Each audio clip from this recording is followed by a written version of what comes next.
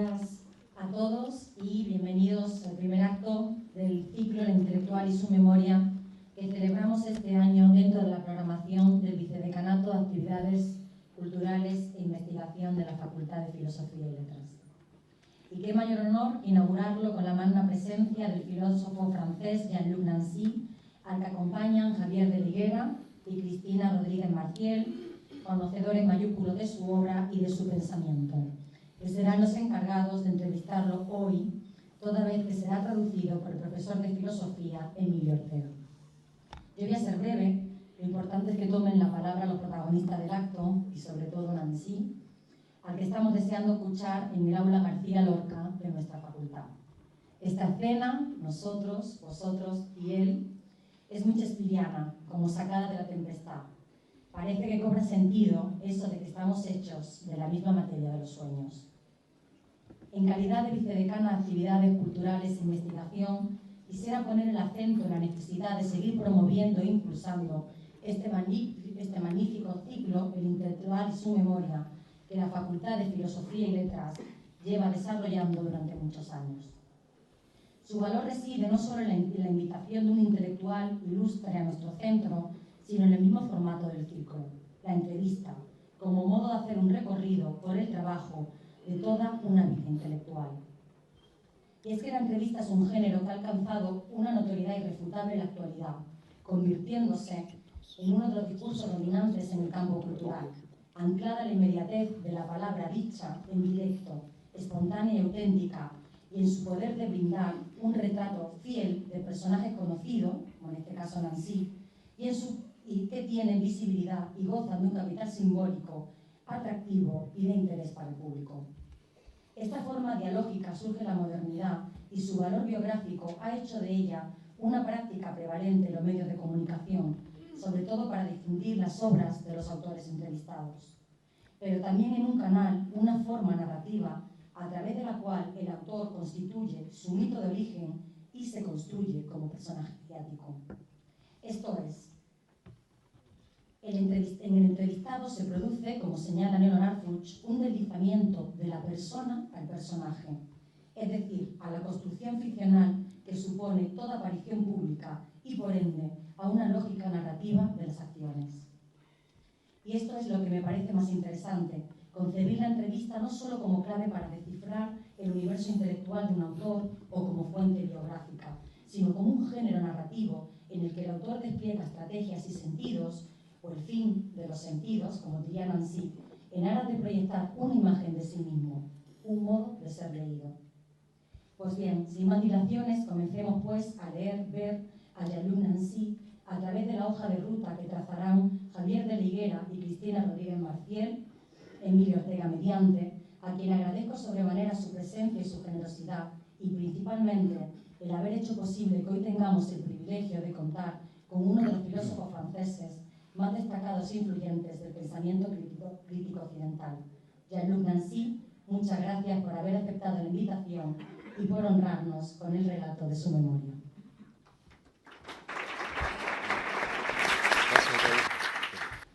Tu réponds. Alors, cette fois-ci, vous voulez répondre? Oui. Alors, allez-y. Madame la vice-doyenne, vice-doyen, je vous remercie beaucoup pour votre accueil et pour m'avoir fait l'honneur et le plaisir de me citer dans votre intervention. Et je suis très heureux de me prêter à cet exercice que vous avez dit biographique, mais dont la question est de savoir comment le bios et le graphène se combinent. C'est à quoi nous allons travailler maintenant. Merci beaucoup. Bueno, le quería decir, anteriormente no he hecho la interpretación porque a petición del profesor Nancy decía que más o menos entendía las palabras y el tenor de su presentación. Un poco más que menos.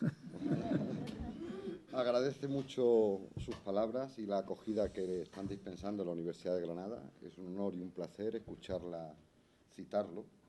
Y vamos a ver este eje biográfico, si se centra más en lo bio o en el grafos, ¿no? Veremos a medida que se desarrolle la entrevista. Muchas gracias. continuación, entonces, toma la palabra Javier Rivera. Es inalámbrico, perfecto. Bueno, quisiera hacer una muy breve presentación biográfica de Jean-Luc Nancy, más que nada dirigida al público. Él nace en 1940 en Côte-d'Ain, cerca de Burdeos. Ha sido profesor de la Universidad de Estrasburgo, todavía como emérito. Lo es desde el año 68 y hasta 2002, en que empezó a ser emérito. Pero parece que allí esta situación pues no puede renovarse indefinidamente. Ha sido profesor en universidades extranjeras, en San Diego, en California, en Irving, en Berkeley, en Berlín, en Australia, ahora en la Universidad de Granada, invitado al Máster de Filosofía Contemporánea. Es caballero de la Orden Francesa de las Artes y las Letras en 1995, de la Orden de la Legión de Honor en 2005 y Premio Libertad concedido por el Centro Internacional para la Paz de Sarajevo en 2002. Me quisiera referir a la magnitud enorme de su obra. Jean-Luc Nancy ha escrito más de 100 libros.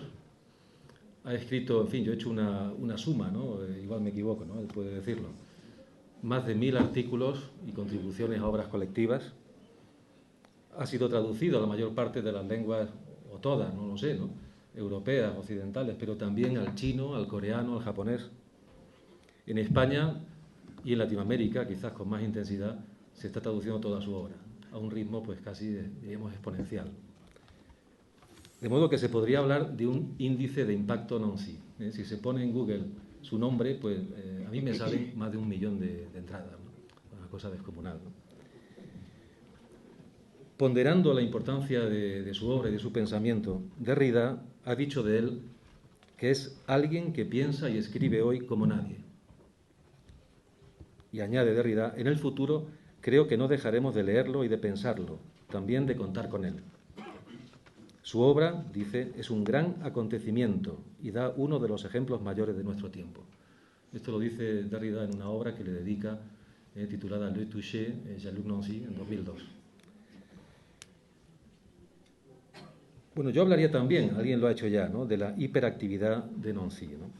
Como escritor incansable, incluso en los periodos de enfermedad, ¿no?, que él ha sufrido enfermedades muy graves, ¿no?, un trasplante de corazón y algunas otras cosas también muy graves derivadas del mismo, ¿no?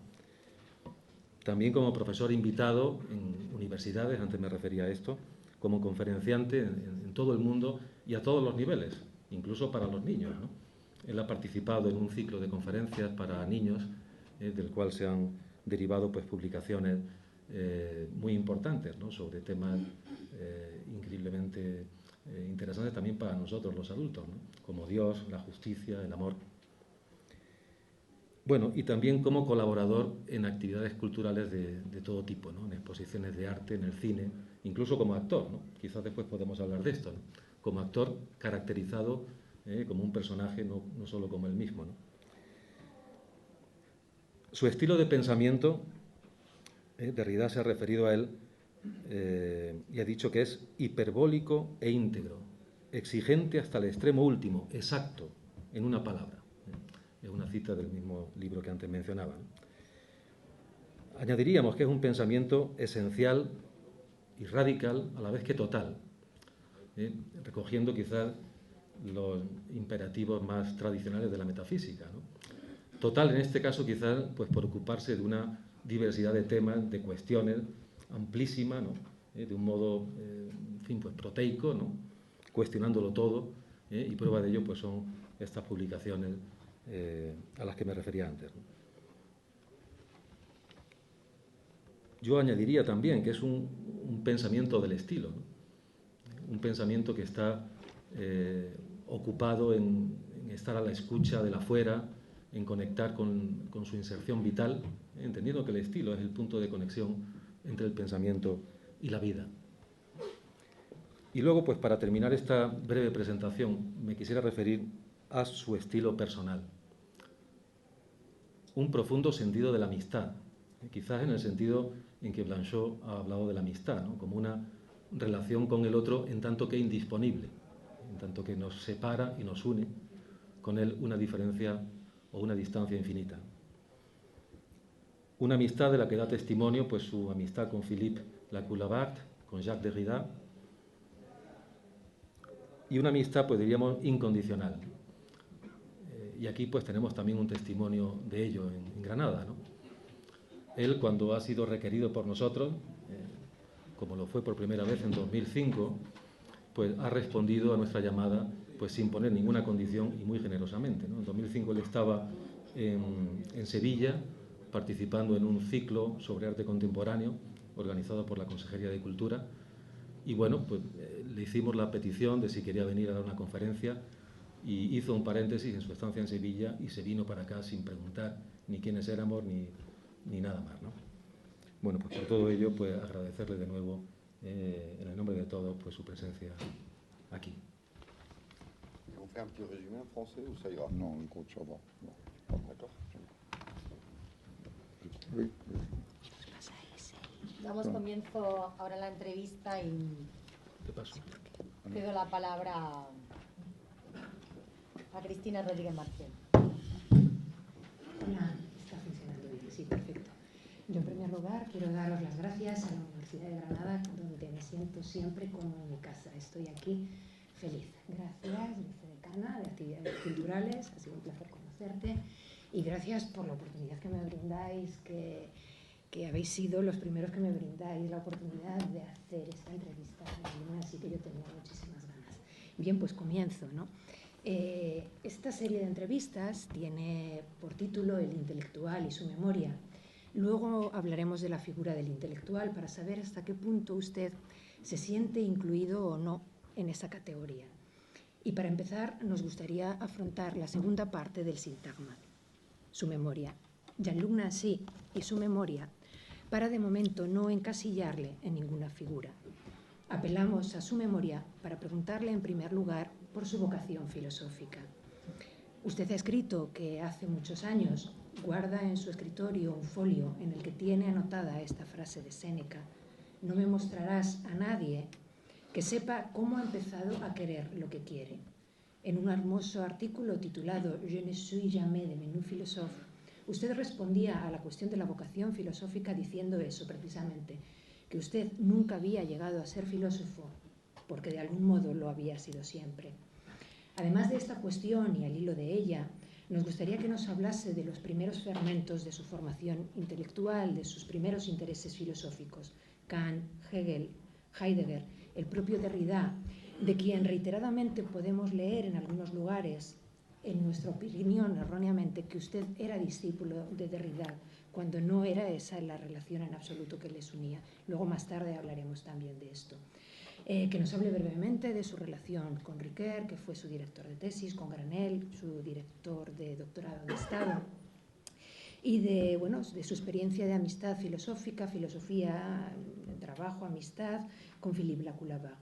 En definitiva, nos gustaría que usted mismo nos presentara al Jean-Luc Nancy anterior a la Communauté de Souvray, porque con lo que se inaugura con ese libro y que es todo un acontecimiento de una época, hablaremos un poco más tarde. Somos conscientes de la dificultad de este aluvión que le estamos planteando, que implica también, entre otras cosas, que nos dé cuenta de su relación con la pensée 68.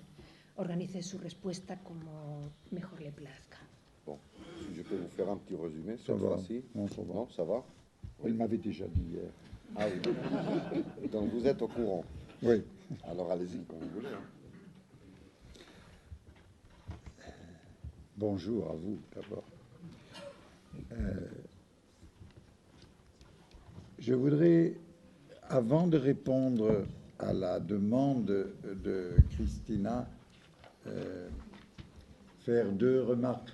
La première, c'est que Christina et Ravière sont des traducteurs de textes philosophiques, entre autres de certains de mes textes, et que, bon, ils ne l'ont pas dit, ça n'a pas été dit, mais c'est très important, la traduction, comme le sait très bien mon voisin, qui en est praticien et théoricien.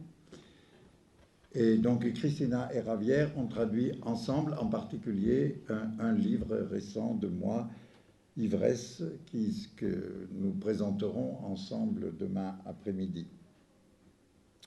Donc, je voulais leur rendre cet hommage parmi bien d'autres traductions.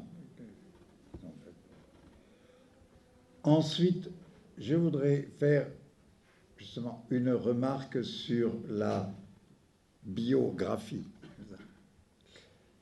Heidegger a dit à propos d'Aristote ce qu'on peut dire de lui, c'est qu'il est né, il a travaillé et il est mort.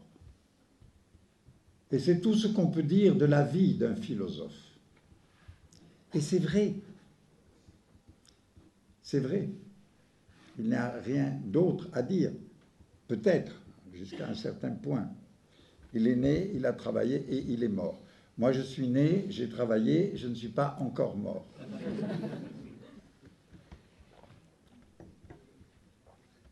Alors, qu'est-ce que cela veut dire d'interroger un homme, un individu, un philosophe parce qu'il est philosophe, mais ce serait pareil si c'était un écrivain, un musicien, un savant. Je voudrais poser très nettement au départ ceci, que l'individu n'est pas important du tout. Un individu n'est jamais qu'un point de passage pour quelque chose qui vient toujours d'ailleurs, qui vient d'une époque et bien sûr de toute une histoire. Bon, Jean-Luc Nancy ou Jacques Derrida ou Martin Heidegger ou Ortega y Gasset ou Georg Wilhelm Friedrich Hegel, c'est rien, ce sont des noms sans importance. Ce qui compte, c'est que à un certain moment, dans des circonstances toujours contingentes, bien sûr, quelque part, une parole se fraye un chemin. Pourquoi? Évidemment, on ne peut pas le dire. Javier a parlé de mon hyperactivité. L'hyperactivité est un peu une pathologie nerveuse. Oui, bien sûr. On traite des enfants hyperactifs. Bon. Peut-être que l'hyperactivité de l'un ou au contraire la retenue et la lente méditation d'un autre sont des moyens, des occasions pour faire passer autre chose qui vient d'ailleurs. Je peux vous interpréter? Ah oui. Non, coupez quand vous voulez. No, no sé con ça. No, perdonen, les explico básicamente la consecutiva. Cada 5 minutos como máximo interrumpo para poder transmitir todo. Mais lo que l'hyperactivité m'empêche de m'arrêter. Je suis aussi dans le club, mais je dois faire tout d'abord l'interprétation, si ça ne vous dérange pas. Bueno, en primer lugar, antes de entrar a responder a las cuestiones de Cristina, quería hacer dos acotaciones. La primera de ellas es que tanto Cristina como Javier son traductores de textos filosóficos escritos por mí.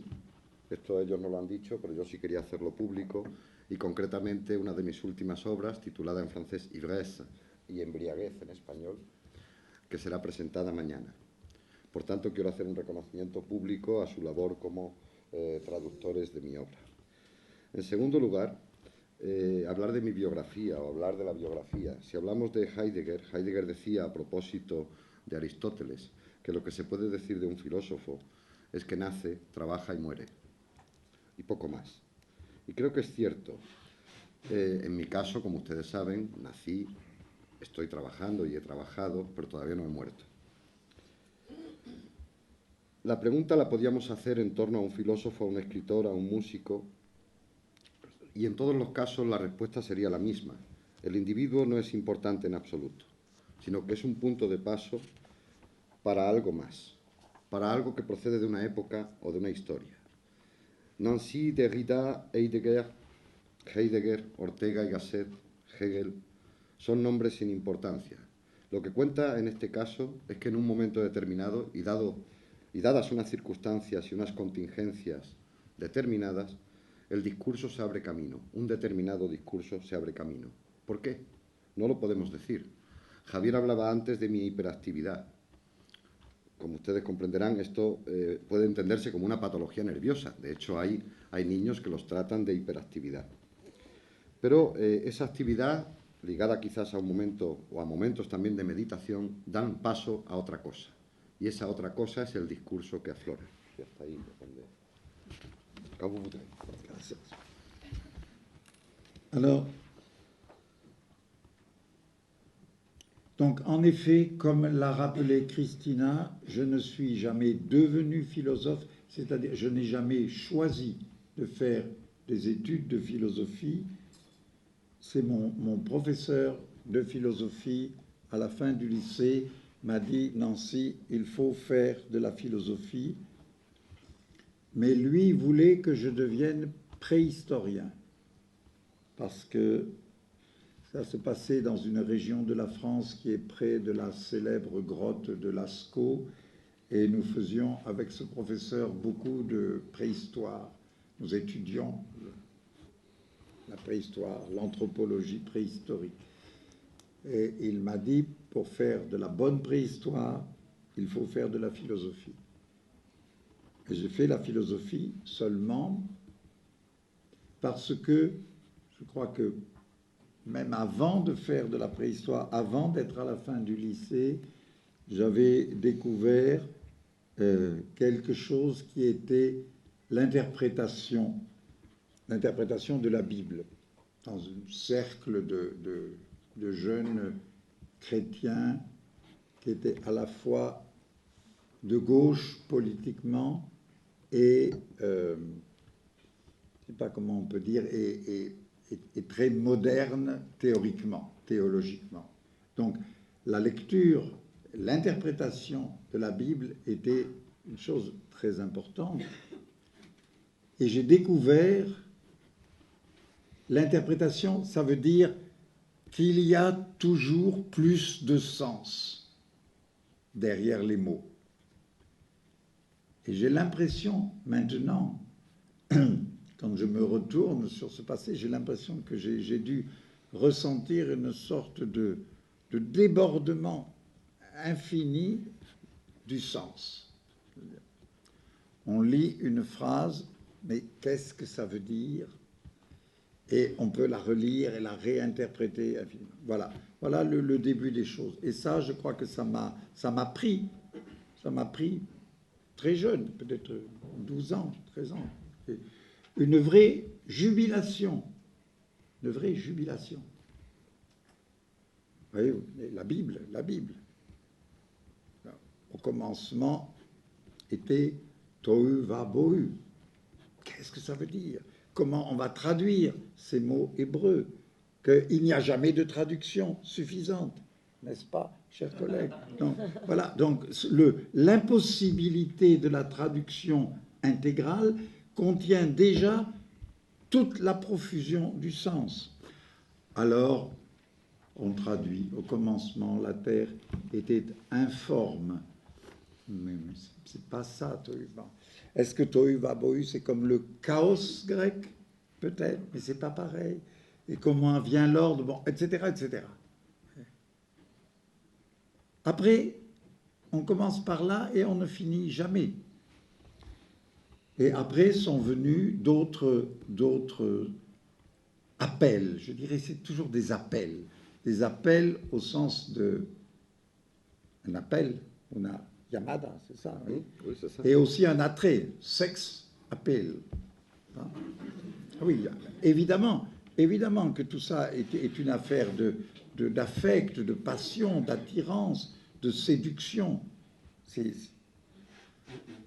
Alors plus tard, j'ai été, par exemple, extrêmement séduit par quelqu'un qui faisait une lecture de Hegel, extraordinaire, extraordinairement vivante, vive. Bon. Et puis, un ami m'a fait découvrir Heidegger, et puis j'ai lu les premiers textes de Deleuze, Althusser, Derrida. C'était mes années d'études. Hein. Voilà, tout ça est venu comme ça, apporter des morceaux. Bon. Mais le plus important, je crois, le plus important, c'est de dire que ma vie, donc je suis né en 1940, donc ma vie, elle est vraiment une vie parmi beaucoup de vies d'intellectuels européens après la Deuxième Guerre mondiale. Et qu'est-ce que ça veut dire? Ça veut dire un certain nombre de choses très importantes. Ça veut dire, après la guerre, d'abord, une période pendant laquelle on pense, l'Europe, oui, l'Europe, a pensé qu'elle allait retrouver quelque chose, un chemin humaniste, démocratique, progressiste, plus ou moins socialiste, et même communiste. Mais pas trop communiste en France, parce que en France, sans doute, le Parti communiste était le plus conservateur des partis communistes européens.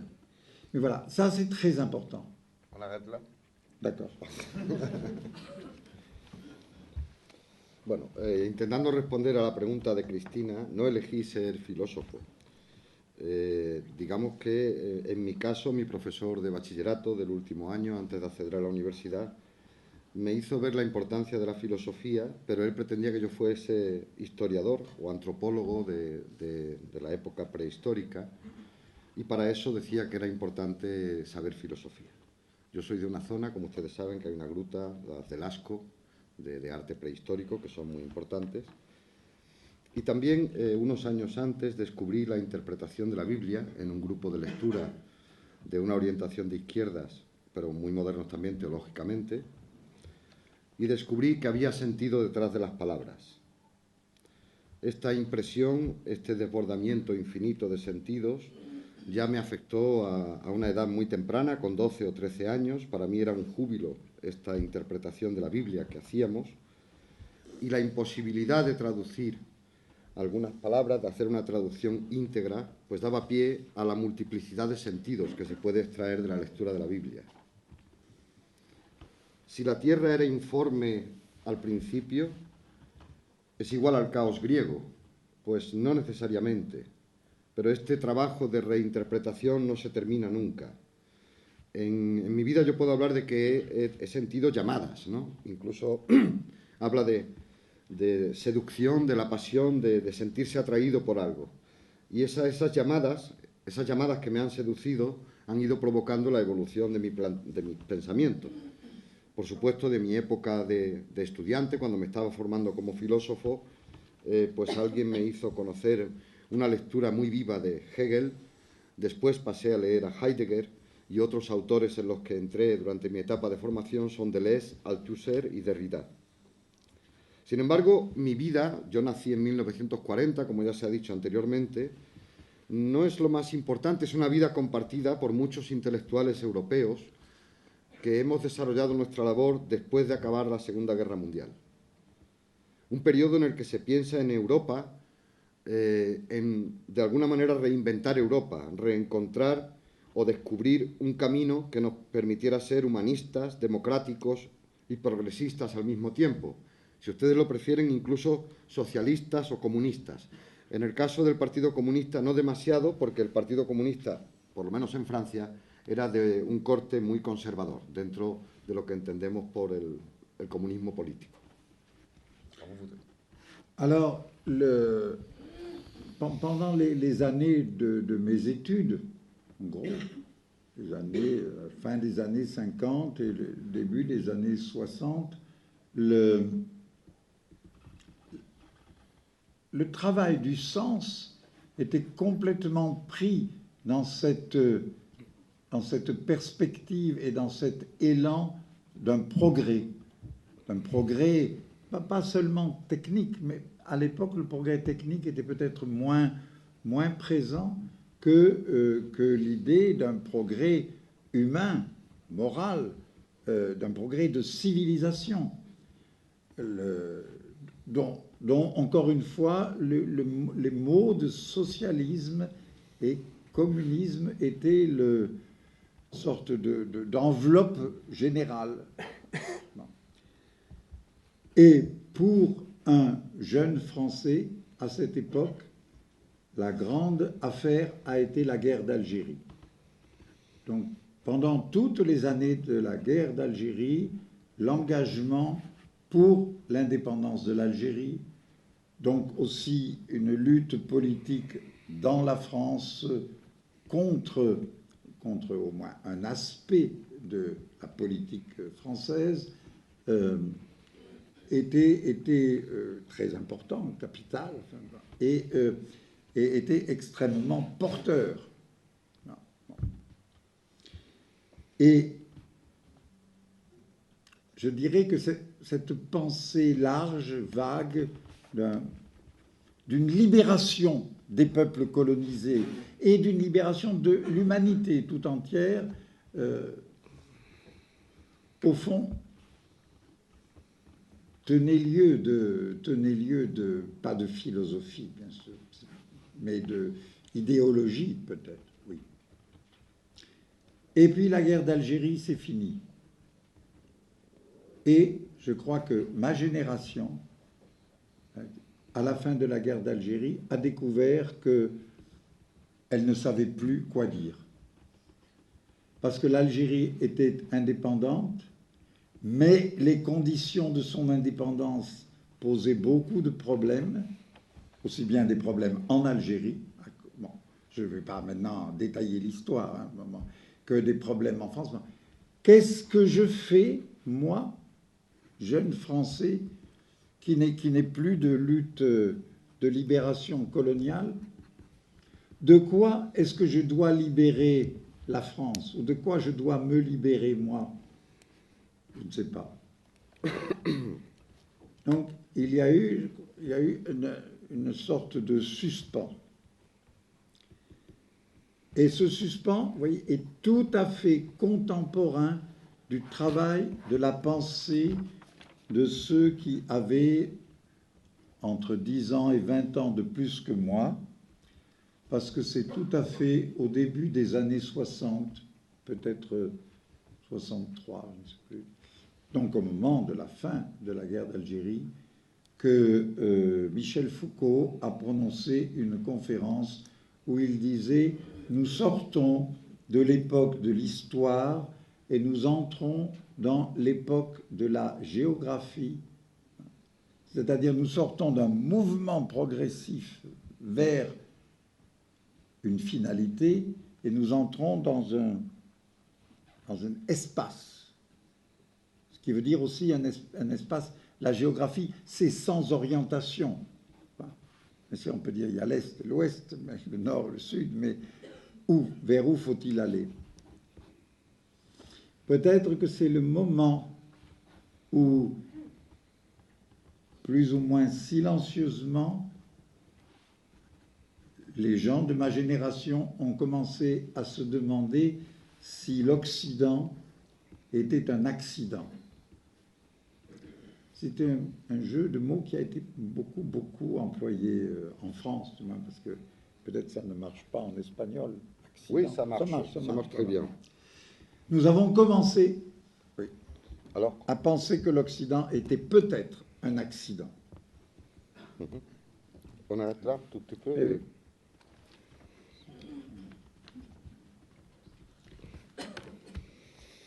Bueno, en mis años de estudio, estamos hablando de finales de los años 50, principios de los 60, se lleva a cabo un trabajo importante sobre el sentido.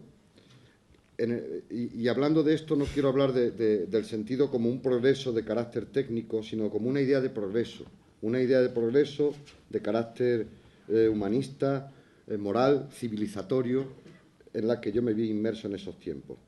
El contenedor donde eso se produce es evidentemente una ideología de izquierda, socialista y comunista. Para un joven francés de aquella época, como yo lo era, la guerra de Argelia fue un referente. Sentirse, digamos, comprometido con la independencia de Argelia y contra ciertas puestas en práctica de la política en Francia era todo un vagón donde uno se enganchaba para poder llevar a cabo un pensamiento de liberación del pueblo colonizado y de alguna manera de toda la humanidad. Si ustedes quieren, más que un planteamiento filosófico, en este caso era una postura ideológica. Sin embargo, la guerra de Argelia se acabó. Y después de la guerra de Argelia ya no había nada que decir. Porque además las condiciones de la independencia de la guerra de Argelia no fueron muy favorables, o había una serie de problemas tanto en Francia como en Argelia. Hubo como un suspenso. Había que buscar más luchas de liberación. ¿A qué luchas me apunto ahora, que se ha acabado lo de la guerra de Argelia? ¿Liberar a Francia de qué? ¿O liberarme a mí mismo de qué? En aquella época, ese trabajo del pensamiento de aquellos intelectuales que tenían 10 o 20 años más que yo, estamos hablando de los años 63, había como un impasse, un antes y un después de esta lucha por la guerra de Argelia. Tomo nota o cito aquí una conferencia de Foucault en la que dijo: salimos de la época de la historia lineal, y entramos en la época de la geografía, entendiendo por geografía un espacio en el que sí sabemos dónde está el norte, sur, este y oeste, pero sin orientación, sin saber en qué dirección hay que ir. Silenciosamente, los intelectuales empezaron a plantearse si Occidente no era un accidente. Esto es una frase muy utilizada en la época en Francia. Y tal vez sea un accidente. Y ahí nos hemos quedado, de momento.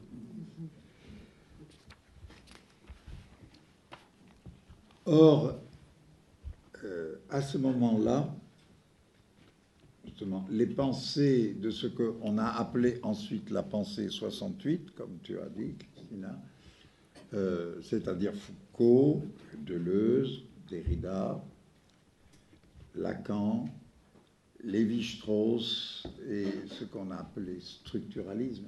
Bon, voilà, ça a produit cette constellation d'époque.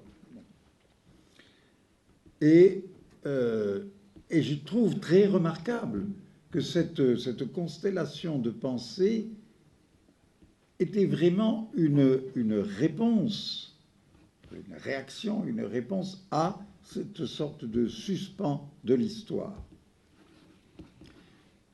Par exemple, dans les années, je ne sais plus, je crois avant 68, il y a eu un débat entre Sartre et Lévi-Strauss sur l'histoire, justement. Sartre était le dernier qui pensait encore en mode historique. Et Lévi-Strauss lui répondait: non, je ne vois pas d'histoire et de finalité de l'histoire.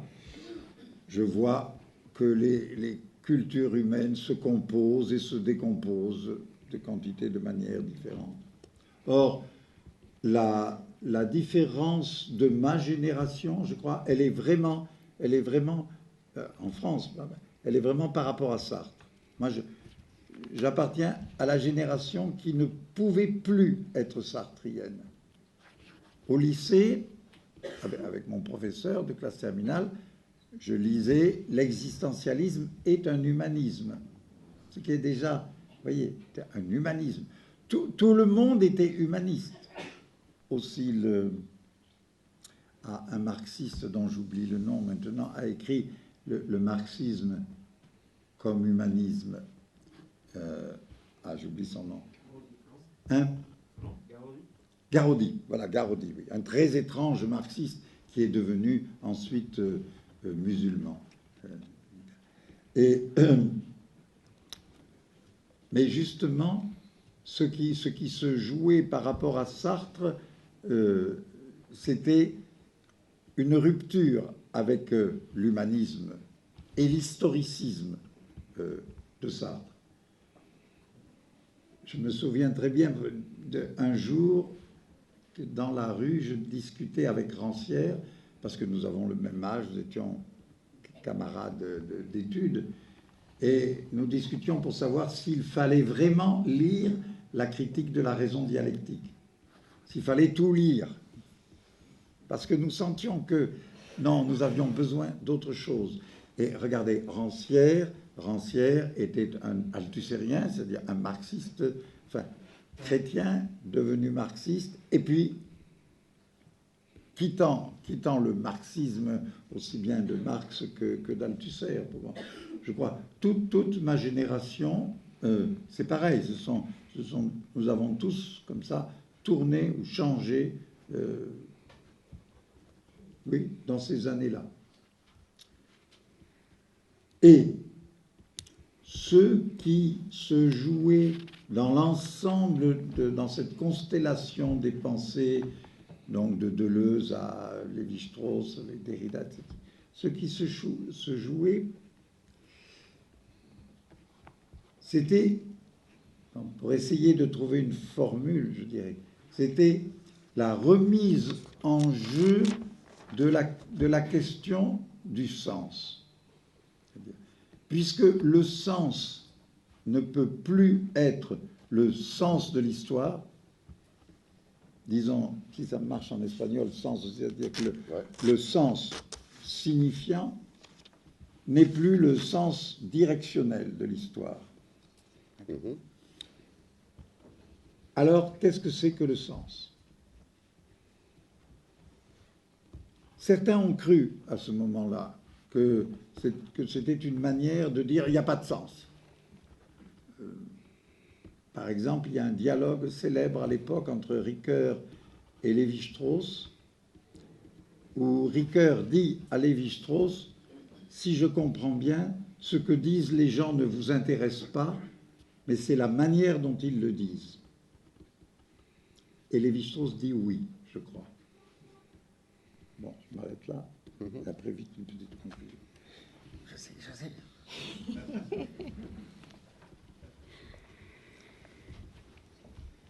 Bien. En ese momento estamos hablando de lo que hemos denominado como pensamiento del 68. Hay autores, hay una constelación de autores, Foucault, Deleuze, Derrida, Lacan, Lévi-Strauss, que, digamos, piensan o reflexionan para dar una respuesta y reaccionar a ese suspenso de la historia del que hablábamos anteriormente. Antes del 68, en un debate sobre la historia, precisamente protagonizado por Sartre y Lévi-Strauss, se consideraba que Sartre era el último que pensaba en modo histórico. Sin embargo, Lévi-Strauss opinaba que él no veía finalidad en la historia, que él veía que las culturas se componen y se descomponen, se hacen o se deshacen, pero que no veía una finalidad lineal en la historia, tal y como plantea Sartre. Mi generación, a la que yo pertenezco como intelectual, ya no es sartriana, o entiende el existencialismo. Incluso en mis clases de bachillerato me presentaban el existencialismo como un humanismo. Incluso un extraño marxista como Garaudy, que después, como ustedes saben, se convirtió al Islam, pues ya planteaba también el marxismo en términos de humanismo. Hay una ruptura entre el humanismo y el historicismo de Sartre y este salto que hemos planteado anteriormente de la historia a la geografía o de la historia lineal al espacio. Je n'ai pas bien pris les noms. C'était Rancière. Rancière, oui. D'accord. Jacques. Jacques Rancière, en un debate que yo protagonicé con Jacques Rancière, de filiación cristiana, marxista y altuseriano, nos preguntábamos si había que leerlo todo, si había que leer la crítica de la razón dialéctica.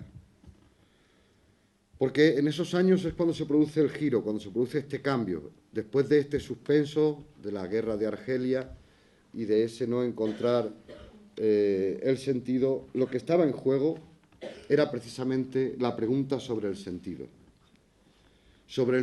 de la historia. Si ustedes quieren, me ha planteado si esto funcionaría en español, sobre un sentido significante y no tanto significante como direccional de la historia.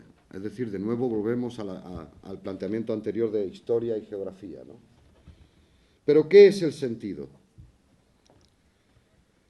¿Es una manera de decir que no hay sentido? En un debate entre Ricoeur y Lévi-Strauss, Ricoeur le plantea a Lévi-Strauss si realmente lo que dice la gente no interesa, sino que lo que interesa es la manera en que dice algo.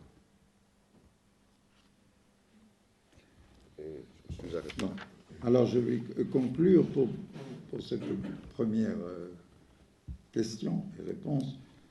Je vais conclure en disant que ce que je crois, j'ai recueilli alors surtout de Derrida, parce que parmi tous ces auteurs, quand j'ai lu Derrida, j'ai eu l'impression que j'entendais vraiment la voix du présent, que c'était l'actualité philosophique vivante.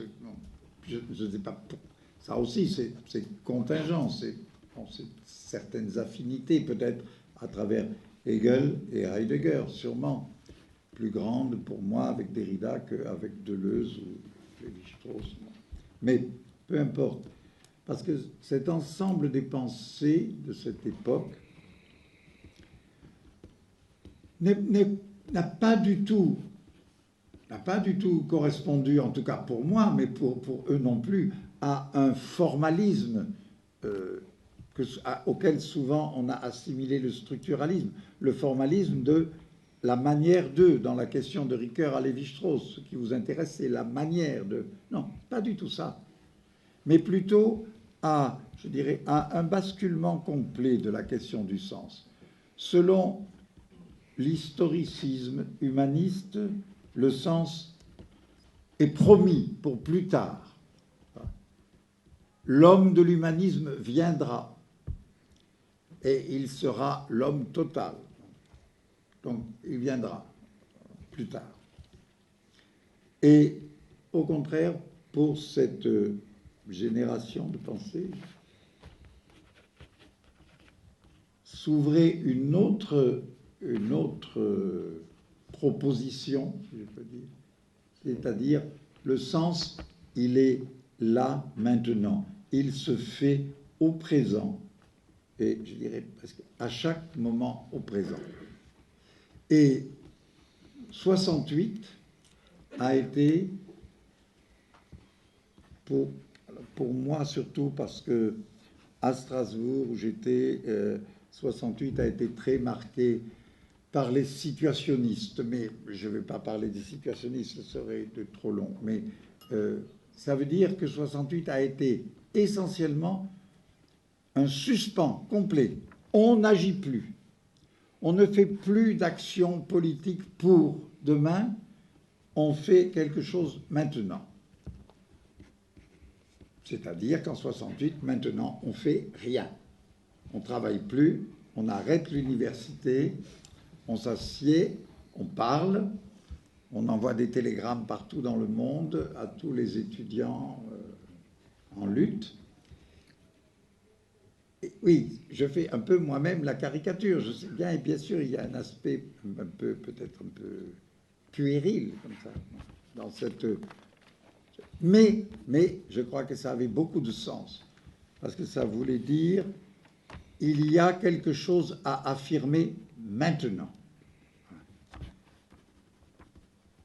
Et pour moi, je dirais, c'est toujours d'actualité.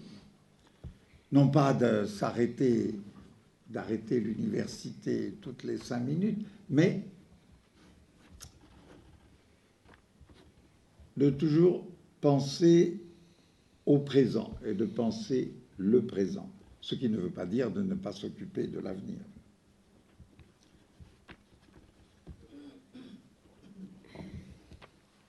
On arrête là? Oui, on arrête là et on arrête là pour la clase.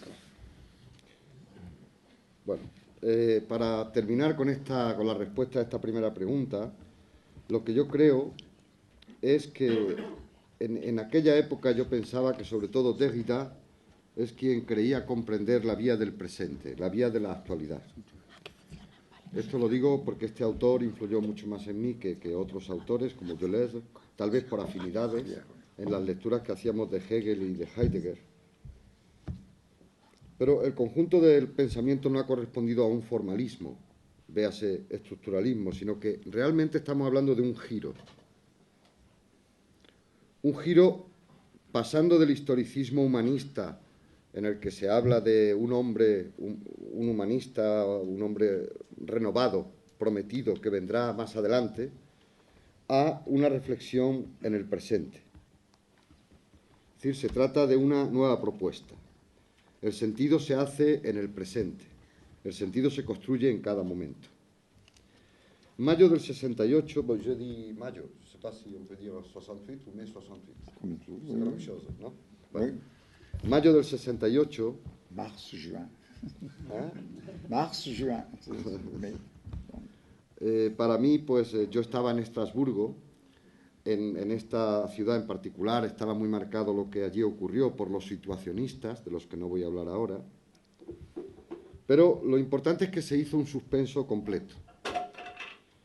No hacer algo para mañana, sino que se detiene todo, nos dedicamos, los estudiantes se para la universidad, nos sentamos a hablar, enviamos telegramas a todo el mundo para mantener la lucha. Suena un poco caricaturesco e incluso pueril, pero tiene sentido. Tiene sentido porque en esos días de suspenso total se trataba de afirmar algo, de pensar el presente y de pensarlo ahora, en el presente.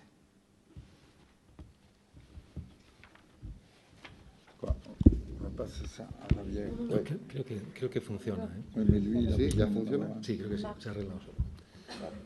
Bueno, yo quisiera abrir ahora una cuestión o una serie de cuestiones sobre tema político, es decir, sobre el pensamiento político y quizás la acción política de Jean-Luc Nancy. Bueno, en 1980 se funda el Centro de Investigaciones Filosóficas sobre lo Político, dirigido por Nancy y por Lacoue-Labarthe, auspiciado por Derrida, y curiosamente con una dirección de correspondencia que es la dirección de la casa del propio Nancy, ¿no?, en Estrasburgo, ¿no?, lo cual ya indica el grado de compromiso con ese proyecto. Bueno, digo proyecto muy paradójico, ¿no?, porque parece que es el proyecto que pone muy radicalmente en cuestión la idea misma de proyecto, proponiendo una retirada de la política hacia un ámbito que es el del momento se califica como de lo político, según quizás un concepto ontológico de lo político. Bien, el caso es que este proyecto dura poco tiempo. En el año 83 se acaban las actividades del centro y bueno, quisiera entonces explícitamente preguntar, ¿no?, por las razones de ese fracaso, pero ese mismo año ocurre algo. Y es que Nancy publica un artículo en la revista Alea, a demanda sobre el tema de la comunidad, un artículo que luego se convirtió en libro titulado La comunidad desobrada. Bueno, se ha traducido así, de otras formas también, ¿no? El caso es que este artículo del 83 tiene una importancia extraordinaria, ¿no? Es un auténtico acontecimiento. Antes se refería Cristina a este asunto, ¿no? Podríamos decir, como Foucault lo planteó en su día, que son el tipo de discursos que fundan discursividad y hacen posible que ocurran otras. Bien, fueron otros discursos, otros debates que llegan hasta nuestros días, ¿no?, y de los que se han ocupado pues pensadores variados y muy importantes, ¿no? La primera respuesta que tuvo este artículo fue de Blanchot, que que publicó el mismo año un libro titulado La comunidad inconfesable. Bueno, ahí se inició quizás un largo debate, un diálogo inconcluso, por emplear una expresión que es también de Blanchot, y que llega hasta el presente, ¿no? Nancy ha dedicado en los últimos años 2 libros a continuar ese debate después de muerto Blanchot.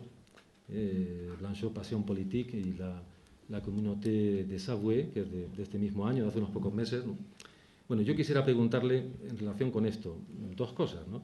Primero, ¿qué razones estima él que pueden explicar la importancia o el efecto que tuvo ese artículo del año 83, La comunidad desobrada? Y luego, en segundo lugar, preguntarle por ese diálogo con Blanchot en relación con ese tema y cómo se ha resuelto en este último libro que acaba de salir publicado. Ça va. Ça va, ça ira. Parce que j'ai lu le texte là avec tout. Non, ça va, oui.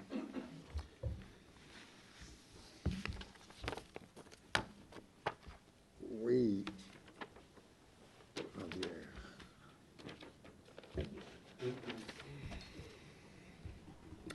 Bon. En effet, avec Philippe Lacoue-Labarthe, nous avons,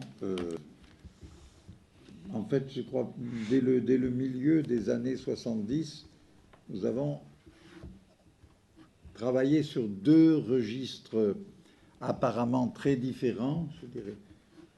Un, la politique, je vais y revenir, et l'autre en même temps, c'était la littérature. Et pourquoi les 2? Je dirais justement parce que la littérature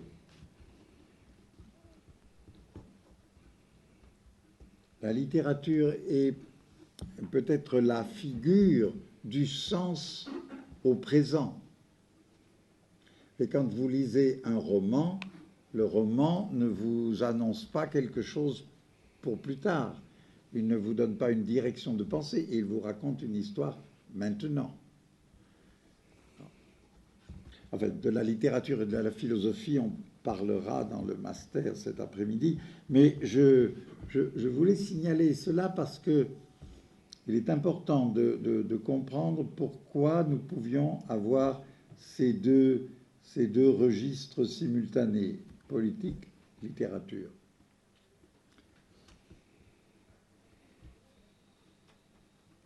Avec même la pensée que la littérature, je dirais, comprise au sens très large aussi peut-être de tous les modes de communication artistique, si vous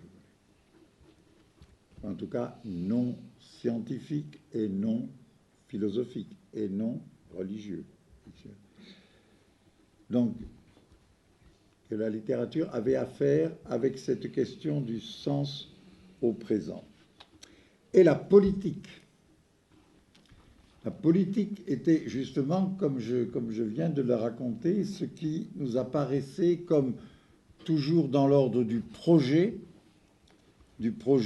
progressiste, émancipateur, etc.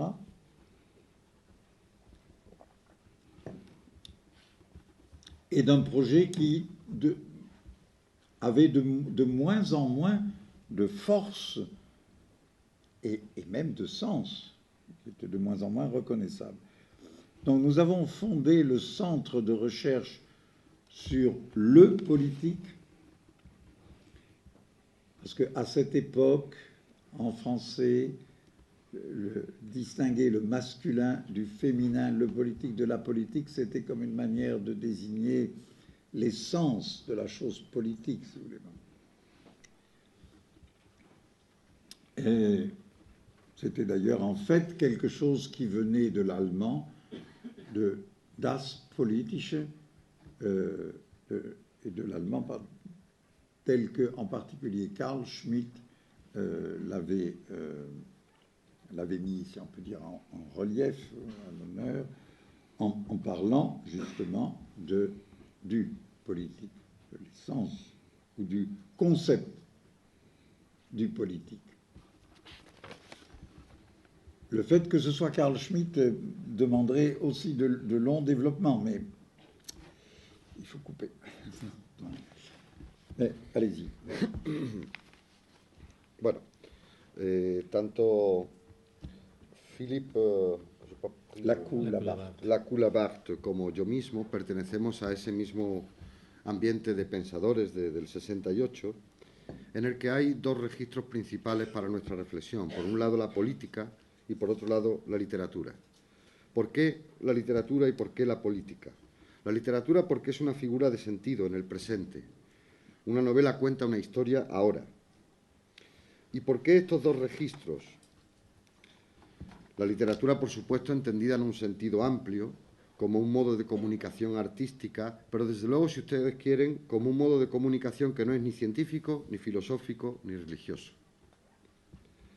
Y la política, porque plantea un orden nos permite reflexionar sobre un proyecto progresista, emancipador, y que cada vez cobraba menos fuerza y sentido.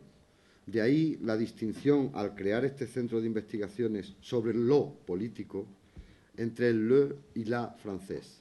D'accord. Donc voilà, alors avec Lacoue-Labarthe, nous avons fondé un centre de recherche sur le politique et nous avons pris comme mot clé, comme je ne sais pas comment dire, comme question et concept, l'expression de retrait du politique. Alors là, peut-être il y a un problème de traduction particulier. Parce que du politique, ce serait le retrait. On se retire. Alors justement, Alors, parce que retrait, alors en français normalement, oui, retrait veut dire se retirer de. D'accord. Mais quand on se retire, ça ne veut pas dire forcément qu'on prend sa retraite. La retraite n'est pas le même mot que retrait. Parfaitement, parfaitement, ça marche bien. Alors, bon, donc ça, c'est pas ça qu'on voulait dire. Mais d'autre part, alors, nous voulions suggérer un usage très ancien français du mot retrait qui était le même que l'italien ritratto, et il n'y a pas en espagnol il n'y a pas retratto, non, le portrait. Si. Le portrait, oui. Retratto. Ah oui. Retratto. Portrait. Voilà, Oui, voilà. retratto. Donc, Oui, en oui. fait, retratto et retraite en catalan, je sais, à cause de ta pièce. Voilà, voulait dire ce que veut dire le mot portrait, c'est-à-dire non pas un re de recul, mais un re de tirer le trait du visage. Donc l'idée était de faire comprendre, il faut se retirer de la politique telle qu'elle est pour retracer un nouveau visage, si vous voulez, une nouvelle figure de la politique. Bon. Je reconnais que c'est un peu tordu. Et le fait que c'était un peu tordu, un peu trop compliqué, tout simplement en français, a fait que beaucoup de gens n'ont vraiment retenu que l'idée de se retirer, de sortir de la politique, de ne plus faire de politique.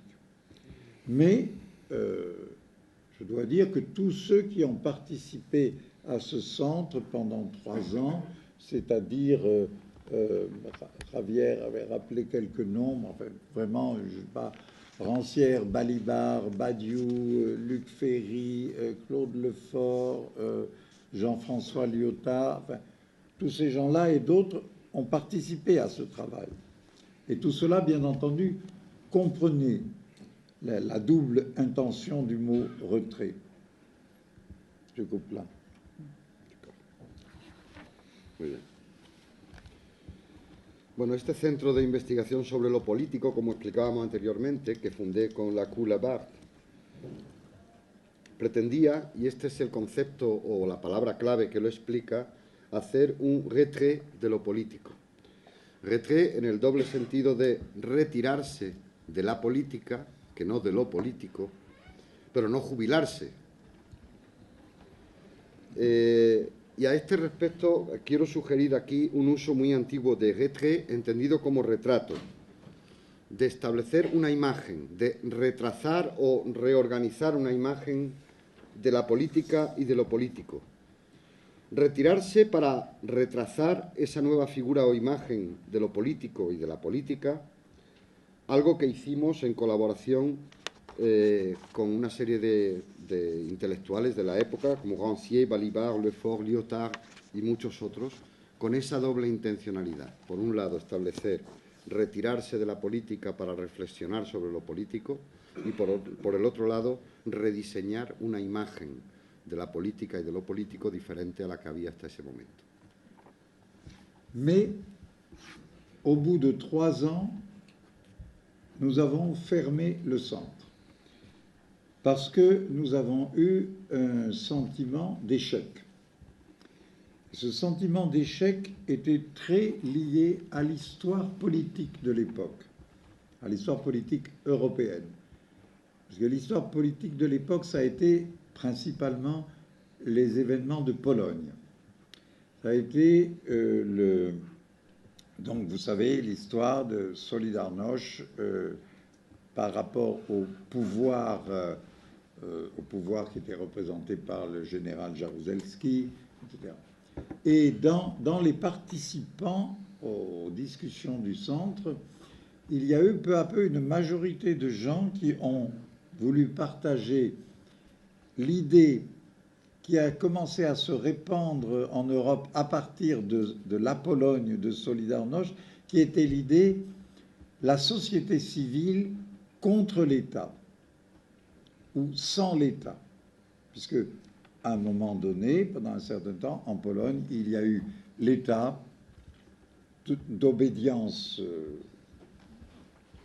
soviétique, hein, et Solidarność et tous les partisans de Solidarność qui, faisant fonctionner la société et disant qu'ils ne s'occupaient pas des affaires de l'État, qui se limitaient donc surtout à être les affaires de la politique étrangère et donc par conséquent aussi de tout ce qui va avec la politique étrangère. Bon. Et je crois que de cette époque-là, quelque chose est resté que vous connaissez très bien toujours aujourd'hui. Nous parlons tout le temps de société civile. C'est normal. À la télévision, on dit la société civile. Et ça veut dire que ça n'est pas l'État. Or, cette expression est absurde. Parce que la société civile, au sens historique de l'expression, ça voulait dire une société civilement organisée, c'est-à-dire politiquement organisée. Rigoureusement et historiquement, société civile veut dire société politique. Et le fait que dans l'histoire, là, dans les années 80, c'est-à-dire, rappelez-vous bien, c'est quelques années avant la chute du mur, hein, c'est quelques années avant la fin de l'Union soviétique, il s'est produit cette sorte de division en deux du signifiant politique. D'un côté, politique a comme basculé du côté de l'État, et de l'autre, civil, c'est associé à société, société qui, à lui seul, est un mot justement non politique. La société, c'est seulement l'assemblage, mais ça n'est pas encore l'union, la réunion que suppose une politique. Alors, tout est trop compliqué pour être raconté trop rapidement, mais je dirais, à ce moment-là, la Coulabart et moi, on a arrêté le centre parce que nous étions trop révolutionnaires. Nous voulions que du centre sorte un retracement, le retracement d'une politique qui soit vraiment une politique, pas avec société civile et l'État d'un autre côté. Non. Mais en même temps, nous ne savions absolument pas quoi faire pour ça. Même la révolution, nous avions des schémas révolutionnaires dans la tête, comme je me rappelle très bien, comme par exemple la nécessité de s'emparer tout de suite des grands centres de diffusion de l'information. Il faut prendre la radio, la télévision d'abord, pour contrôler. Mais comment on fait ça? Voilà. Donc il y a eu un échec de l'histoire de ce centre, mais cet échec a vraiment correspondu à une sorte de dilution, de diffraction, je sais pas, de l'idée politique elle-même. Il y a une diffraction ou une dispersion encore plus forte qu'en 68.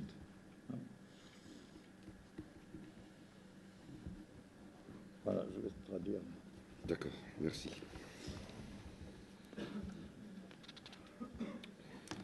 Bueno, como ya les he comentado antes, este centro de investigación sobre lo político que pusimos en marcha Le Coulabart y yo mismo en el año 80, lo interrumpimos en el año 3 años después con una cierta sensación de fracaso. En ese momento hay que centrarse en el momento histórico de la política europea.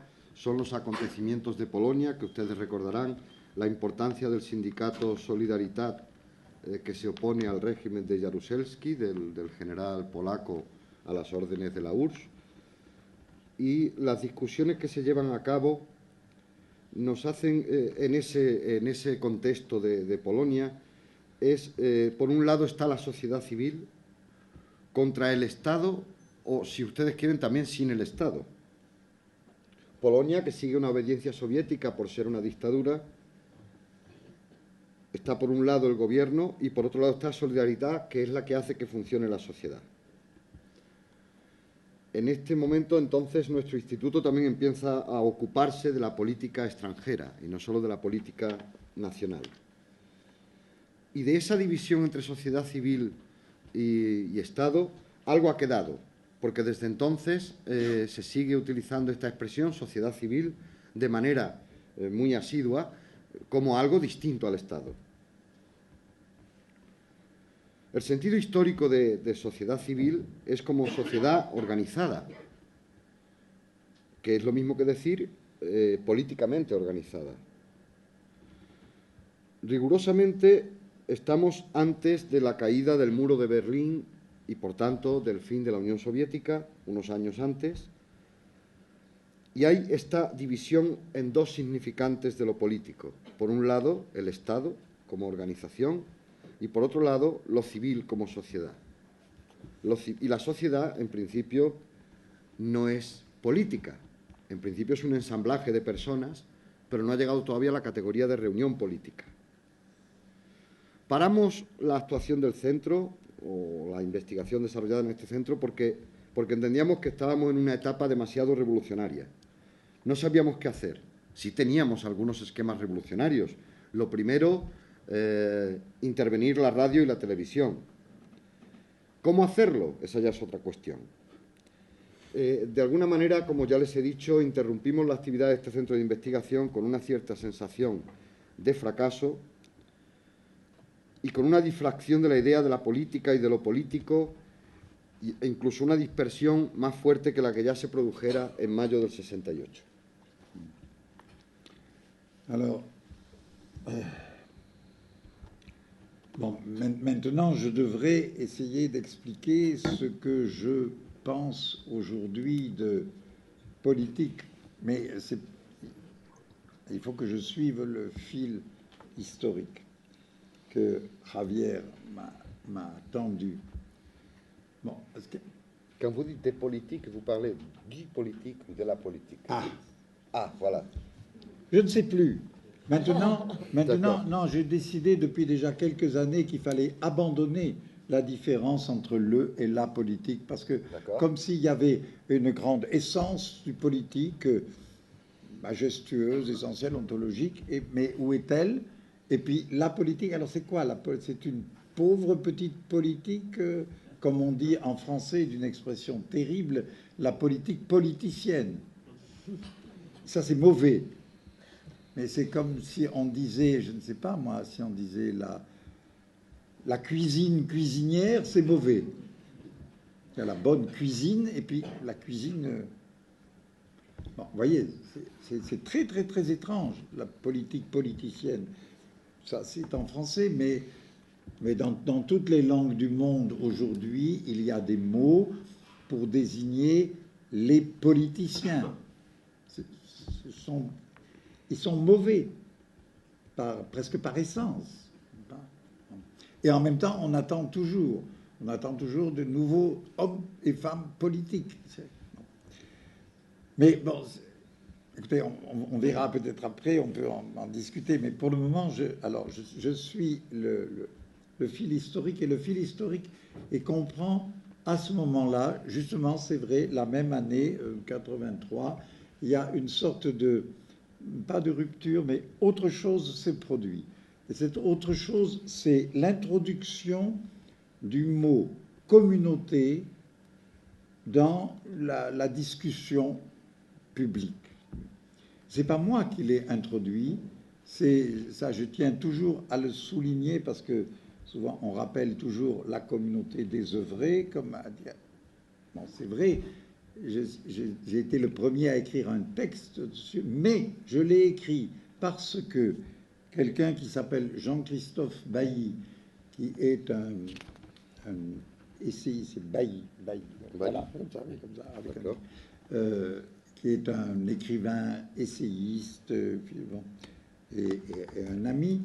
Jean-Christophe Bailly, il avait une revue, et pour chaque revue, qui s'appelait Aléa, pour chaque numéro de la revue, il proposait un thème. Et un jour, en 82, il propose le thème « La communauté, virgule, le nombre ». Et cet énoncé m'a fasciné. Je me suis dit d'un seul coup, voilà la vraie position de la question. C'est-à-dire d'un côté le nombre. Le nombre, c'est pas du tout, c'est pas un énoncé ni politique, ni sociologique, ni même anthropologique. Le nombre, c'est quoi? Voilà. Depuis, on a parlé de multitude. Il y a même une pensée philosophique, disons, de la multitude ou des multitudes, dont Negri est le représentant le plus connu. Mais justement, ça, c'est venu après coup. Alors, en 83, le nombre, ça renvoyait plutôt au titre de ce livre américain de la fin des années 50, je crois, The Lonely Crowd, la foule solitaire. Le nombre, c'est, voilà, beaucoup, c'est le grand nombre dans la dispersion et dans la non-communication, dans le non-rassemblement. Et la communauté était un mot très, très étrange en 1983. Oui, très étrange. Pourquoi? Parce qu'il venait à la place d'un autre mot. Vous avez déjà compris. Il venait à la place du mot communisme. Le communisme était devenu une sorte de figure politique, si on veut, mais plutôt géopolitique, au fond. Complètement, à peu près complètement discrédité, sauf, bon, disons, sauf pour des maoïstes, bon, quelques-uns, mais pour nous, je pense, non seulement en France, mais en Europe en général, communisme était un mot fini. Mais communauté, c'était le même mot. C'est la même racine, c'est commun. Alors, il se trouve que la même année universitaire, toute l'année, j'avais fait un cours sur la question justement de la communauté chez Bataille. Parce que chez Bataille, toute la réflexion politique a fini par tourner en réflexion sur la communauté. Bien. Alors, donc j'ai publié ce texte, La communauté désœuvrée, en prenant le mot de Blanchot, désœuvrement, mais pour lui faire dire un peu autre chose que ce que dit Blanchot, parce que désœuvrer voulait dire une communauté qui ne ferait pas d'elle-même une œuvre, une construction, une grande architecture politique, comme le communisme et comme en général les totalitarismes avaient voulu le faire. Donc communauté désœuvrée, c'était, disons, une manière non communiste d'essayer de penser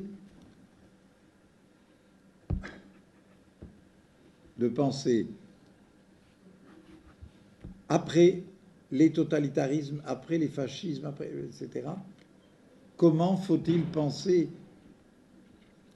pas la démocratie, il n'y a pas le mot démocratie là, parce que le mot communauté invitait à penser je dirais, le rapport lui-même entre les gens, à la différence du nombre dans lequel il n'y a pas de rapport. Qu'est-ce qui fait le rapport? Et du coup, ça devenait une question, oui, on peut dire ontologique, ou comme on voudra, métaphysique, mais en tout cas, une question pré-politique, ou antépolitique, ou outre-politique, bon, comme vous voudrez. Et là aussi, c'est vraiment l'occasion de bien souligner combien les individus ne sont pas importants. Ce mot communauté, qui était venu à Jean-Christophe Bailly aussi de je ne sais quoi, des dieux, de l'inspiration. Jean-Christophe Bailly est un écrivain, il a un sens extraordinaire des mots, des formules. Donc voilà, les dieux lui ont donné le mot communauté, lui ont redonné le mot communauté, et c'est parti comme une traînée de poudre. Moi j'ai écrit ce texte, tout de suite Blanchot a répondu par un autre texte, l'année suivante Agamben a écrit La communauté qui vient, Rancière s'est mis à parler de communauté aussi dans ses livres, etc. Bon. Après c'est devenu une autre histoire. Bon, mais je m'arrête. Oui, pour ça, là, oui. Bueno, toca ahora explicar qué pienso yo hoy sobre la política y lo político. Le he hecho yo una consulta y dice que básicamente no distingue uno de otro a día de hoy, porque si hablamos de la política de lo político como una gran esencia ontológica, ¿dónde se encuentra esta? De hecho, hay una expresión despectiva en Francia que es hablar de politique politicienne, que es algo así como política politizada. Y pone otro ejemplo, cuisine, cuisinière, cocina, cocinera, ¿no? Es decir, como si hubiera distintos niveles, ¿no? Lo cierto es que en todas las lenguas y en distintos países a los políticos se les considera mal, o sea, o se considera que son malos por esencia, pero al mismo tiempo se está esperando que nuevos hombres y mujeres se dediquen a la política. En 1983 surge una nueva manera de reflexionar sobre estos temas con una palabra clave, la palabra comunidad. Esta palabra comunidad entra en la discusión política. No soy yo quien la aporta, aunque efectivamente en ese año yo publico un artículo titulado La comunidad desobrada, según la traducción que se ha publicado. Es Bailly, Jean-Christophe Bailly, Bailly, d'accord, tout le monde a bien compris, si ça n'arrive pas, que dirige la revista Alea, que me propone que participe, propone un tema en cada número de esa revista. En 1982 el tema es La communauté, le nombre, o la comunidad, el número. No se trata de un enunciado ni político, ni sociológico, ni antropológico. Sin embargo, para mí me parecía que estaba centrando bien la pregunta, que estaba haciendo la pregunta o planteándose el tema de una manera adecuada. También entra aquí, por supuesto, el tema de las multitudes o de la multitud, de los cuales el máximo exponente es Negri, como ustedes saben. Le nombre, en el sentido del número de la masa solitaria, de la dispersión del ser humano y de no reunión. Al no tener reunión no tenemos esa entidad política de la que hablamos anteriormente. Como ustedes habrán sospechado ya, la palabra comunidad viene a reemplazar la palabra comunismo. De hecho, proceden de la misma raíz. Se trata de una figura política, el comunismo, o si quieren ustedes geopolítica, bastante desacreditada o casi en ese momento, al menos en Francia, salvo quizás los maoístas. Si ustedes quieren, es un término acabado en esos momentos. De hecho, yo di un curso en ese año sobre la comunidad, basándome en Bataille, y tuve una respuesta, bueno, y era, de alguna manera me estaba haciendo eco del concepto de desobramiento de Blanchot. De lo que se trata es que esta reflexión sobre la comunidad es una reacción al comunismo o a cualquier forma de totalitarismo. Si ustedes quieren, es una forma no comunista de pensar después de haber vivido la experiencia del fascismo y de distintos tipos de totalitarismos en Europa. Todavía no se está pensando en la democracia. Estamos pensando en las relaciones entre las personas y, si quieren ustedes, esta reflexión sobre la comunidad se vuelve ontológica. Si quieren, podemos decir prepolítica, antepolítica, ultrapolítica, más allá de la política. En fin, se trata de reflexionar sobre algo sin estar todavía en la concreción de lo que hemos llamado antes distinción entre lo político y la política. Destacar que los individuos no son importantes. Yo quiero agradecer aquí la inspiración o que los dioses le dieran esta nueva acepción del término comunidad a Jean-Christophe Bailly, a quien se debe esta expresión. En esa misma época, Blanchot, Agamben, con una obra titulada La comunidad que viene, o Rancière, se hacen eco de esta reflexión en torno a la comunidad desde una perspectiva no comunista. Cuando quieran. Mais là encore, alors l'histoire continue maintenant, puisque comme vous le savez, le mot communauté et la chose communautaire et le vocabulaire communautaire est devenu aujourd'hui ce qu'on appelle communautariste. C'est-à-dire que c'est ce qui se produit chaque fois qu'il y a un isme qui arrive. On peut dire que c'est la maladie mortelle du concept. Communisme, c'est la maladie mortelle du commun, et communautarisme, c'est la maladie mortelle de la communauté. Qu'est-ce que c'est que le communautarisme? C'est la volonté de la recherche d'une identité du commun, ou d'un commun comme identité, une identité qui puisse être figurée et qui, justement, puisse fonctionner souvent comme une œuvre.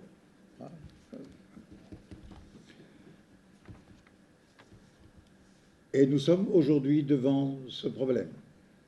En Espagne, je pense qu'il est facile de comprendre ce que veut dire la question de communautaire ou communautariste si vous pensez à la communauté basque, la communauté catalane, la communauté andalouse, bon.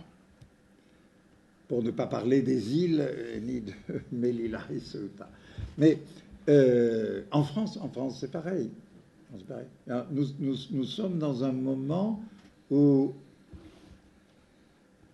il y a un déséquilibre entre l'idée de la communauté comme idée d'identité et au contraire, une interrogation qui est, je crois, toujours d'actualité sur ce que veut dire commun et tout ce qui va avec commun, communiquer, etc., sur ce que ça veut dire si ça ne veut dire ni identité, ni nombre. Bon, et je vais m'arrêter là-dessus parce que sinon, si je veux parler aussi du livre de mon livre avec Blanchot, on n'en finira pas. Alors, on a un quart d'heure pour 2 questions. Alors, bueno, la historia sigue. Como ustedes saben, el término comunidad ha dado pie a otros términos como comunitario y de ahí ha llegado comunitarista. En mi opinión es que cada vez que un concepto de este tipo acaba en ismo, es una enfermedad mortal para ese concepto. Lo mismo le ocurrió al comunismo y le ha ocurrido al comunitarismo. La voluntad es la búsqueda de la identidad de lo común o de lo común entendido como identidad. Ese es el juego de palabras que ha planteado, no sé si lo han entendido bien, si no lo repito. O sea, la búsqueda de la identidad de lo que es común o entender lo común como una identidad. Que pueda funcionar como una obra, en el sentido que hemos dicho antes de desobrado como que no hay obra y obra como un producto. La cuestión sigue siendo actual. Esto lo entenderán ustedes en el contexto de la política española, sobre lo de las identidades de lo común y lo común como identidad, si ponemos ejemplos de la comunidad vasca, la comunidad catalana o incluso la comunidad autónoma andaluza. En Francia la situación es bastante similar. Nos encontramos en un momento de desequilibrio entre la comunidad y la identidad que conlleva ese concepto de comunidad y, por otro lado, la pregunta sobre lo común. La pregunta sobre lo común y lo que va con el término o concepto de lo común, que posiblemente no tenga ni que ver con la identidad ni con el número. Y me detengo aquí porque tenemos 15 minutos para terminar la presentación. Bueno, entonces habríamos ya una última serie de cuestiones, ¿no? Con la pena de no poder plantear algunas otras que teníamos previstas, ¿no? Y serían en torno a la idea, en fin, lo que usted piensa acerca del papel del pensamiento en el mundo actual, ¿no? Primero en relación quizás pues con la figura del intelectual, ¿no? Y aquí habría algunos referentes pues, que de nuevo nos llevarían a Blanchot, pero en fin, que puesto que no tenemos tiempo para abordar la cuestión de su relación con Blanchot, pues quizás es mejor soslayar, ¿no? Paradójicamente, esta entrevista y este ciclo se llama El intelectual y su memoria. Claro, pero habría que decir que usted más bien que intelectual pues sería un espiritual, ¿no? En el sentido, quizás que Patočka, por ejemplo, le ha dado esta expresión, ¿no? Alguien que tiene su pensamiento en relación con una dimensión pues, de problematicidad radical, de negatividad, etc., ¿no? Bien, el caso es que yo quisiera preguntarle esto, ¿no? ¿Qué papel piensa que tiene el intelectual en el mundo actual, el pensamiento? Y en conexión directa con esto, pues, ¿qué papel piensa que la filosofía puede tener en un mundo como el actual, pues, de la globalización, de la equivalencia general, de la monovalencia del capital? Si la filosofía tiene una especificidad hoy día, o por el contrario, quizás se ha disuelto. Quizás se ha disuelto en actividades filosóficas, como llega, por ejemplo, a decir Foucault, ¿no? No existe la filosofía, lo que existen son actividades filosóficas, ¿no? O si se ha disuelto en literatura, ¿no? Y de nuevo, pues si tiene una tarea, ¿no? Y, ¿qué podría decir a los nuevos filósofos, a los jóvenes filósofos, que aquí hay muchos, ¿no? Que pudiera animarles a emprender esa tarea, ¿no?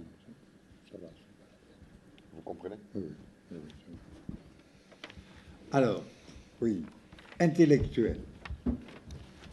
Je ne veux pas être un intellectuel. Je ne suis pas un intellectuel. Je suis comme tout le monde, je suis un manuel. Nous sommes tous manuels. Mais même l'intelligence, ça se fait aussi avec les mains, avec le corps, je veux dire.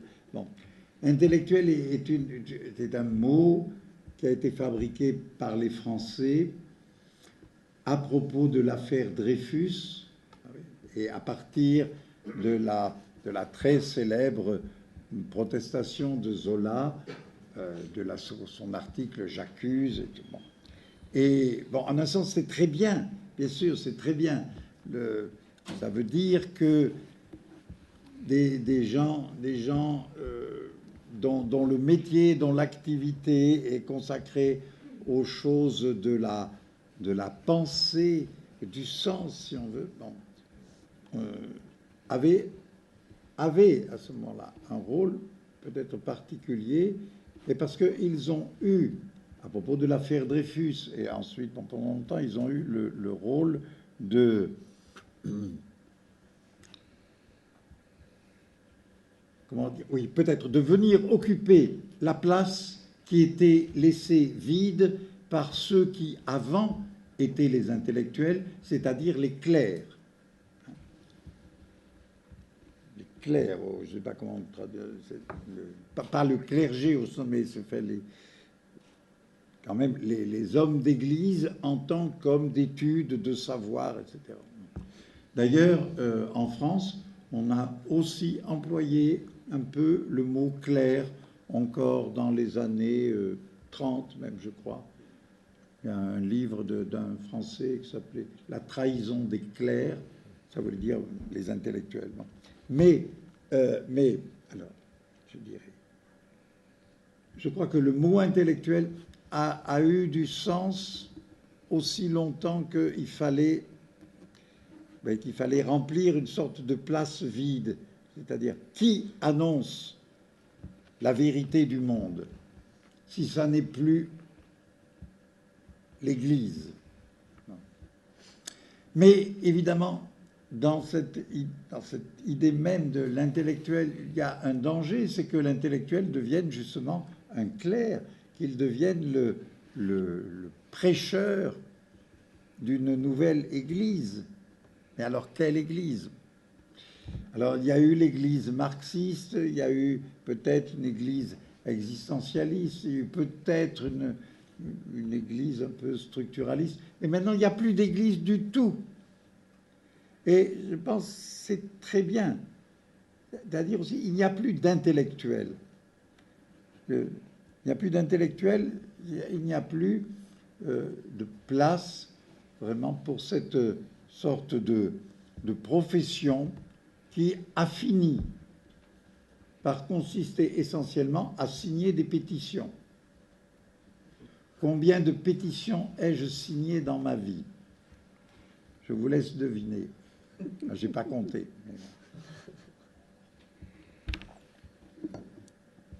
Mais oui, c'est un phénomène un peu grotesque, la pétition, mais et en même temps, parce que c'est justement un phénomène où le nombre, beaucoup de signatures, doit porter une vérité morale, politique, évidemment. Bien sûr, ça peut être tout à fait nécessaire. Et je signe très volontiers des pétitions pour montrer, je ne sais pas moi, pour montrer aux gouvernants de tel ou tel pays dictatorial qu'ils ne peuvent pas faire ce qu'ils font. Mais tout de même, sérieusement, il s'agit maintenant d'autre chose. Il s'agit ni de l'intelligence d'abord, ni de quelque chose d'abstrait comme ça. Il s'agit de la pratique, du sens, de ce qui fait sens et de la communication entre nous. Alors, bien sûr, il se peut que certains ont un peu plus de moyens de parler, de penser, de trouver des mots bien. Mais le travail, il est à tous, il est de tous, il est de nous tous. Et comme j'ai voulu vous le montrer en commençant, moi j'ai tout reçu, voilà, des autres et de l'époque et de ce qui s'est passé. Et maintenant, il se passe encore des choses. Par exemple, maintenant, il se passe dimanche, élection européenne. que veut dire Europe. La question n'est pas tellement pour qui vous votez ou si vous votez. Bon, c'est une vraie question aussi, bien sûr, peut-être. Mais c'est aussi c'est même une vraie question peut-être de refuser de voter. Bon. Mais il y a une autre question qui est la question qu'on dirait intellectuelle, mais c'est la question du sens du nom Europe. Quel est le sens du nom Europe? Europe, c'est une nymphe enlevée par Zeus au rivage de l'Asie et emmenée vers ce qui ensuite s'appelle l'Europe. Voilà peut-être le seul sens juste qu'on peut donner au nom Europe. Ou alors, bien sûr, des hommes, pas seulement des hommes politiques, d'autres aussi, même des philosophes vont vous dire l'Europe, c'est une communauté, justement. Ça doit devenir une communauté. L'Europe a commencé par une communauté, une drôle de communauté, la communauté européenne du charbon et de l'acier. Ça n'est pas indifférent, ça, la communauté du charbon et de l'acier. C'est une communauté économique, technique. D'accord. Bueno, a la primera pregunta, que si soy un intelectual, yo considero que no lo soy ni quiero serlo. Yo considero que soy manual, como todos nosotros, ¿no? Porque la inteligencia no solo se desarrolla con el cerebro, sino también con el cuerpo. Sobre el término intelectual que es introducido por los franceses, hay que remontarse al asunto Dreyfus, en el que Émile Zola escribe un artículo diciendo «j'accuse», yo acuso.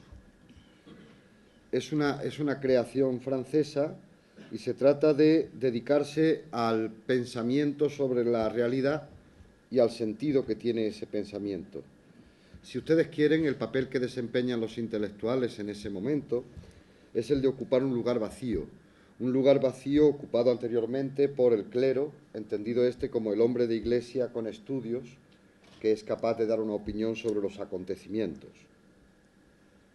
De hecho, en los años 30 ya se habla en algún escrito de la traición del clero.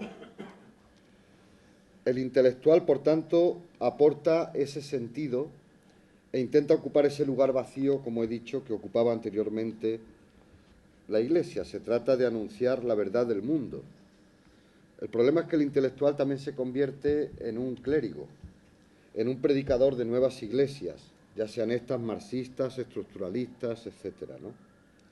Hoy en día no existen intelectuales, no hay un lugar para este tipo de profesión. Si ustedes quieren, de una forma irónica, pregúntense cuántas veces han firmado peticiones, ¿no? Bueno, pues en la firma de peticiones donde se visibiliza a los intelectuales, ¿no? Parece un poco grotesco, ¿no? Pero parece que se mide la importancia del intelectual por el número de firmas que ha hecho de peticiones diversas, ¿no? Entiendo que esto puede ser necesario y mostrar a gobiernos nacionales o internacionales que no pueden hacer lo que hacen ante peticiones que considere alguien justas, ¿no?, para firmarlas. Pero no se trata de tener mayor inteligencia o de realizar algo abstracto, sino de una práctica de sentido y de una práctica de comunicación entre nosotros. Por tanto, no es un trabajo exclusivo mío, sino que es un trabajo de todos nosotros. Hoy en día no acaban de pasar cosas. Pensemos en esta misma semana, el domingo 25, tenemos unas elecciones al Parlamento Europeo y cabría preguntarse, ¿qué quiere decir Europa?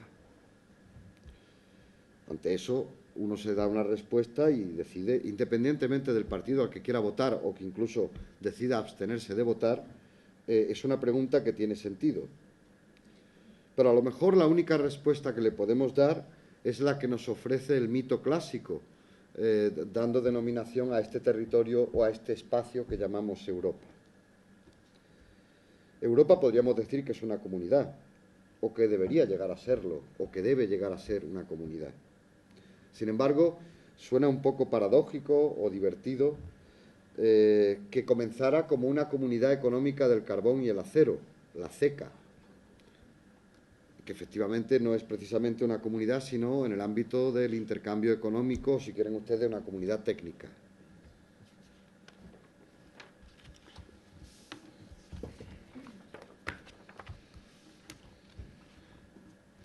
Oui, je dirais peut-être l'article de Zola, J'accuse, nous montre quelque chose. Zola pouvait dire j'accuse parce qu'il savait au nom de quelle justice il accusait. Donc il savait, il avait compris, et il n'était pas le seul, que la justice voulait que des considérations raciales ne viennent pas fausser un procès, ce qui était le cas, puisque Dreyfus n'était pas coupable et son premier procès avait été faussé. Donc, je dis, Zola savait la justice. Nous, je dirais, nous savons toujours la même justice. Et pourtant, nous ne savons pas quoi en faire. Nous savons, l'Europe sait qu'il faut traiter tous les hommes. Alors, les Juifs, les Arabes, les Africains, les Monténégrins, les Albanais, il faut tous les traiter de la même manière. Mais l'Europe, c'est quoi? L'Europe, c'est Schengen. On ne traite pas tout le monde de la même manière. Mais il n'est pas si simple non plus d'accuser l'Europe, parce que l'injustice qui est faite, l'injustice d'abord n'est pas seulement faite à d'autres peuples que des peuples européens, mais elle est faite aussi en Europe à une partie des peuples européens, aux plus pauvres, aux plus... Donc, nous savons une partie de la justice, mais nous sommes bien loin de savoir véritablement, de manière claire, ce que serait une justice entière, complète pour tous. Et nous ne le savons pas parce que nous ne savons pas ce que veut dire communauté, ce que veut dire Europe, ce que veut dire monde, alors que nous parlons de mondialisation. Voilà pourquoi je dirais, bien sûr, il y a un travail intellectuel, un travail de pensée spécifique qui est notre travail à tous ici, puisque vous êtes tous des intellectuels. Il y a un travail spécifique, mais ce travail ne peut pas être simplement un travail d'accusation ni d'annonce de je ne sais quel évangile, parce qu'il n'y a pas d'évangile. Malheureusement, il n'y a pas de bonnes nouvelles. Ça ne veut pas dire non plus qu'il n'y a que des mauvaises nouvelles. Ça veut dire qu'il nous faut penser sur ce que faire du sens veut dire aujourd'hui, maintenant, à chaque moment.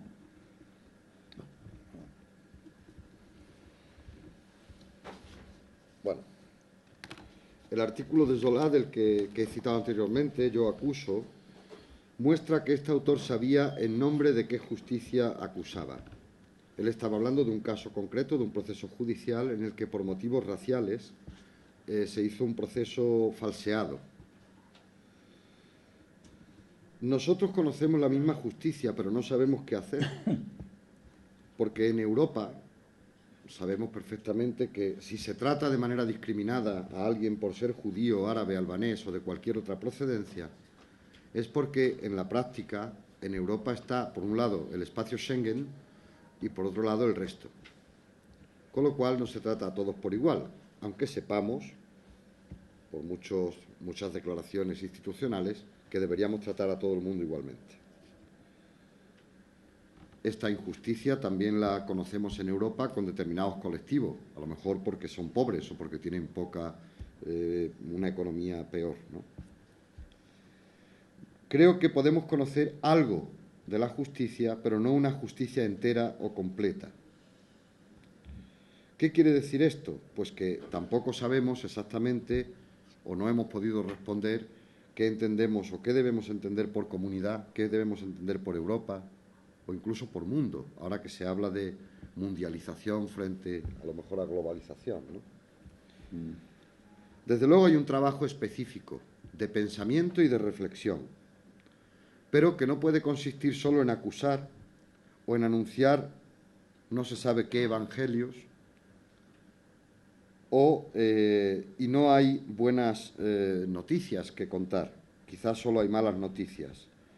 Pero la pregunta es, ¿qué podemos hacer para crear sentido hoy? O para generar sentido.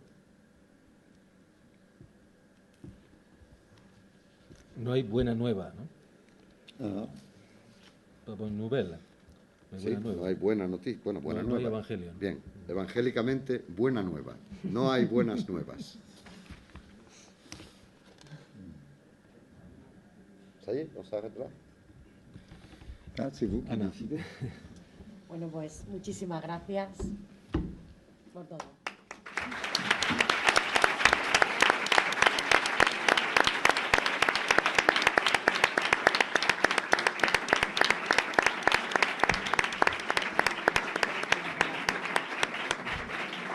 Difícil.